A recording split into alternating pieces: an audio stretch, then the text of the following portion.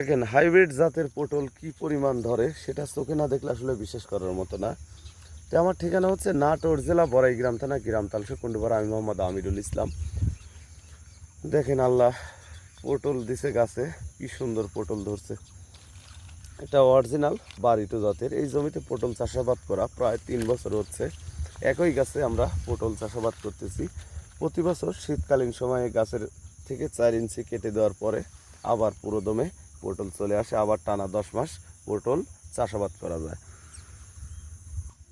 তো এই পটলটা লাগাইতে হয় লাইনে 2 হাত পর পর, এক লাইন থেকে আরেক লাইন 5.5 হাত, এভাবে এই পটল চাষাবাদ করতে হয়। পটলের জমিতে মূলত সার ব্যবহার করতে হয় ইউরিয়া, টিএসপি, খোল আর বাসুডিন, ফরডান জাতীয় দানা বিষ। আমরা যে মাচাটা করেছি মাচাটা 4 হাত আর চলাচলের জন্য 1.5 হাত করে জায়গা রেখে দিয়েছি। আর 2 হাত উচ্চতা আমাদের এই মাচাটি করা। এই যে 2 হাত উচ্চতায় আমাদের এই মাচাটি আমরা তৈরি করেছি। তে এই জাতের পটলের চারা আমরা বাংলাদেশের প্রতিটি জেলায় সুন্দরবন কুরিয়ার সার্ভিসের মাধ্যমে পাঠাচ্ছি। আপনার নিজ জেলা অবশ্যই যোগাযোগ করবেন।